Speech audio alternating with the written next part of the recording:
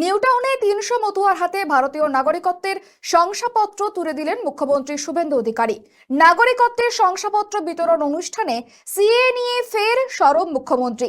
তার স্পষ্ট বার্তা, এই আইন নাগরিকত্ব কেড়ে নেওয়ার জন্য নয়, বরং দেওয়ার জন্যই।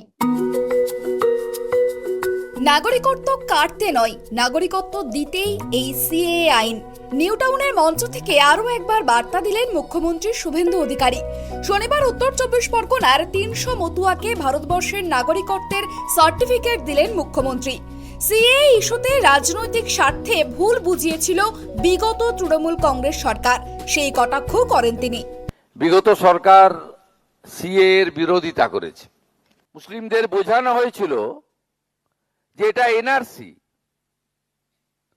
কিন্তু এই আইনের কোথাও লেখা ছিল না যে কারো নাগরিকত্ব কেড়ে নেওয়া হচ্ছে। এই আইনে লেখা ছিল যে যারা ধর্মীয় সংখ্যালঘু, তারা আফগানিস্তান, পাকিস্তান, বাংলাদেশ থেকে ভারতে যারা এসেছেন 2014 সালের 31শে ডিসেম্বর পর্যন্ত, তাদেরকে ভারত সরকার সহ নাগরিকত্বের মর্যাদা দেবে।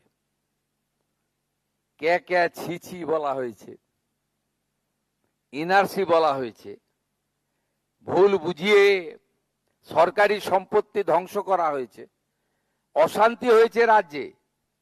তৎকালীন মুখ্যমন্ত্রী নিজে মিছিল করেছেন সিটির মোড় থেকে শ্যামবাজার ৫ মাথার মোড় এই সিএএ এর বিরুদ্ধে।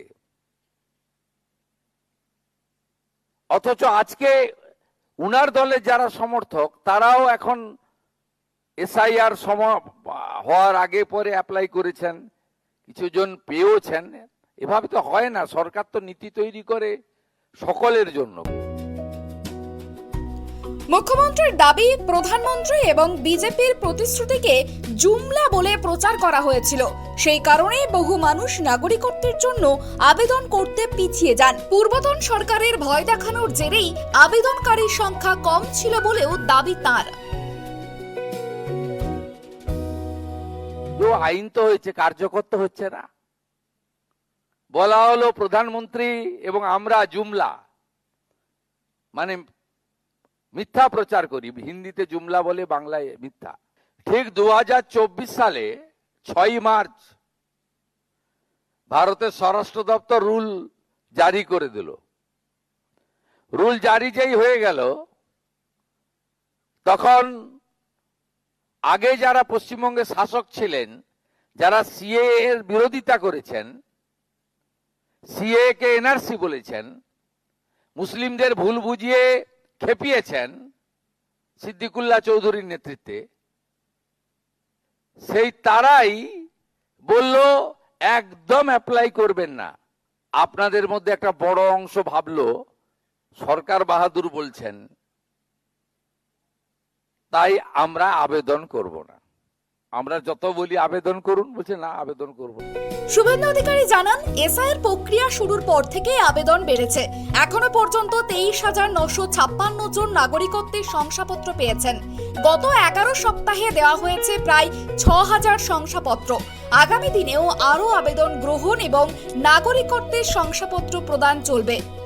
যেই ভোটার তালিকার এসআইআর শুরু হলো, তখন উনারাই মুখে না বললেও ভিতরে ভিতরে বললেন রানাঘাট, বনগাঁ, বারাসাতে আবেদন করে দেন, আবেদন করে দেন, আবেদন করে দেন। এছাড়া কোনো বিকল্প রাস্তা নেই। এ তো একটা মিথ্যার উপরে দাঁড়িয়ে এত বড় অধিকার, এই অধিকার থেকে আপনাদেরকে বঞ্চিত করা হয়েছে। এখানে আগের সরকার বিরোধ করেছে, তারা চায়ওনি, নেয়ওনি, ভারত সরকার দেয়ওনি। তা আমরা সরকারে এসেছি মাত্র 11 মাস। আমরা মোট এখন অবধি সিএএ সার্টিফিকেট দেওয়া হয়েছে 23,956 জনকে। এই 11 সপ্তাহে আমরা দিয়েছি 5,966, এবং মোট আবেদনকারীর সংখ্যা 2,30,605।